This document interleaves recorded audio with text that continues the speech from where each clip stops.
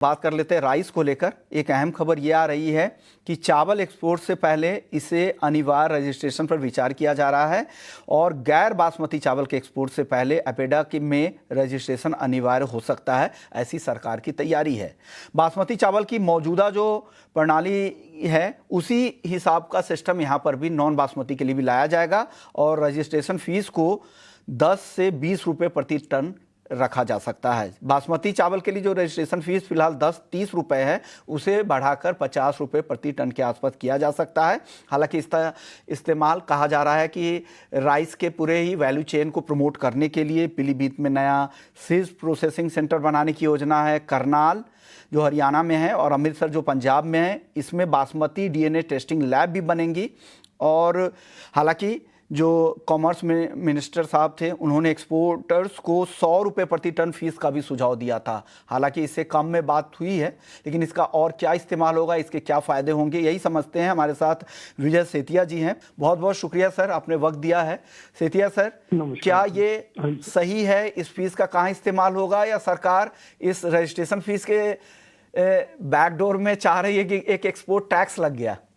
ऐसा है, इस सवाल का जवाब पहली लाइन में ये है कि पिछले 40 साल से बासमती इंडस्ट्री ने कम से कम 350-400 करोड़ रुपया ये फंड के अंदर पैसा दिया है, बासमती डेवलपमेंट फंड में। ठीक है, उसका 50% तो अपीडा में चला जाता है, just to manage the affairs. तो ये फीस अपने आप में बहुत बड़ा हिस्सा बन गया। तो इसका मतलब है कि जो मेन ऑब्जेक्टिव होता है बिजनेस बढ़ाने का, 50% तो पहले कट गया।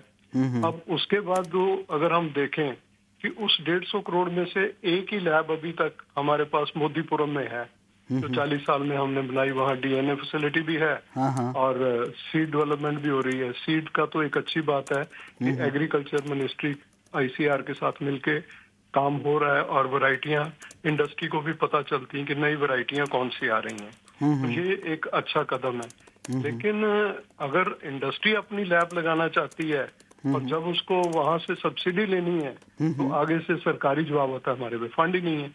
तो जब आपने ये फंड डेवलपमेंट का बनाया, तो पैसा तो डेवलपमेंट के लिए आप एलोकेट करो, तो वो कमी है।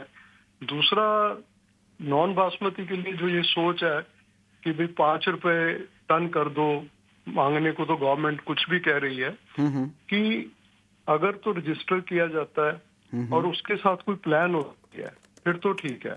अदरवाइज तो एक्सपोर्ट डाटा तो आपको कस्टम से मिल ही रहा है कि आपका किस रेट में कितना राइस एक्सपोर्ट हो रहा है। तो अलग से रजिस्ट्रेशन करने का कोई बहुत ज्यादा अलग फायदा होता मेरे को दिखता नहीं है। ओके, बासमती के केस में भी यही देख रहे हैं कि यूरोप के काम में पूरी अड़चन है कि ईआईए की तरफ से जो सिस्टम बनाए गए हैं उससे इंडिया का बासमती एक्सपोर्ट प्रमोट ही नहीं हो रहा।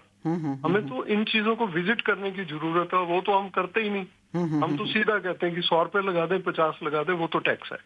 अगर उसका बेनिफिट दिखे ट्रेड को, जैसे मैंने यूरोप का जिक्र किया कि हमने यूरोप के लिए, अगर किसी का राइस यूरोप में रिजेक्ट हो जाता है, उस आदमी को लाने ले जाने का नुकसान हुआ। और उसके बाद ईआईए कहती है कि 10 कंसाइनमेंट हम चेक करेंगे, एक कंसाइनमेंट का आपसे 16,000 रुपया सैंपल टेस्टिंग का लगेगा। और 9 पास हो गए, 10वां फेल हो गया तो प्रॉब्लम। लेकिन दिक्कत ये है कि प्राइवेट लैब्स जो गवर्नमेंट लैब से भी अच्छी हैं, ज्यादा रिकॉग्नाइज्ड है, जिस राइस को वो पास कर देती है, इनके यहाँ कोई ना कोई सैंपल फेल हो जाता है और ये दूसरी लैब को एक्सेप्ट नहीं करते। तो थोड़ा सा गवर्नमेंट को भी अपने अंदर विचार करने की जरूरत है। अच्छा, जो ये लैब्स ईआईए भी बनाने जा रही है, बासमती का बिजनेस नॉर्थ में ज्यादा है, वो साउथ में बना रहे हैं, बनानी चाहिए वहां, मैं नहीं कह रहा नहीं बननी चाहिए, प्रायोरिटी भी फिक्स होनी चाहिए। तो मेरा मानना है कि ये पैसे तो ट्रेड दे देगी, सरकार जो कहेगी लोग मना नहीं कर पाएंगे, लेकिन सरकार अपने आज तक जो पैसा लिया है उससे उसने ट्रेड का क्या फायदा किया, उसकी एक बैलेंस शीट भी ये सारे देश को दिखाए कि इस इंडस्ट्री से हमने इतना पैसा लिया और इस पर्पज के लिया और इसमें से हमने ये फायदा करवाया। क्योंकि हमारी ट्रेड ये मानती है कि जो कुछ हुआ है वो सिर्फ हमारी किस्मत से हो गया है। आधे लोगों को भगवान ने पैसे दे दिए, आधे को बिजनेस में से लॉस करा के बाहर कर दिया। तो where is the fault? Okay. हमने फूड प्रोसेसिंग को अपने कंट्री में कभी प्रायोरिटी नहीं दी। रॉ मटेरियल पे इतना टैक्स लगा देते हैं कि वहीं पे चोरी शुरू हो जाती है। बिल्कुल। मंडियों में 6.5-7% के खर्चे, कॉन्ट्रैक्ट फार्मिंग हम बना नहीं पाए, तो ये ना फार्मर को ठीक रेट मिलता है और ना ही हमारी फूड प्रोसेसिंग डेवलप हो रही है। ओके। छोटे छोटे कंट्री 80% तक फूड प्रोसेसिंग टच कर रहे हैं और हम 8% को अपनी अचीवमेंट मानते हैं। बिल्कुल सही बात है। अगर फंड इतना अगर जमा हो रहा है, अगर रजिस्ट्रेशन फीस के नाम पे अगर इतना पैसा अगर जमा हो रहा है, तो उससे उसका इस्तेमाल कहाँ पे हो रहा है, कितने रिसर्च एंड डेवलपमेंट काम पे हम फोकस कर रहे हैं, कितने लैब बने हैं, इसकी पूरी जानकारी मिलनी चाहिए और फंड का इस्तेमाल का पूरा बैलेंस शीट पब्लिक के सामने आना चाहिए। जो ट्रेड बॉडी है उनको मिलना चाहिए, उनको पता होना चाहिए कि उनके फंड का सही इस्तेमाल हो रहा है या नहीं, या तो नहीं तो ये पूरी तरह से रजिस्ट्रेशन फी के नाम पे लगेगा कि हम तो टैक्स दे रहे हैं, कि एक्सपोर्ट के लिए टैक्स भर रहे हैं। शुक्रिया सर, वक्त बहुत ज़्यादा नहीं था आपने लेकिन अपनी पूरी बात रख दी।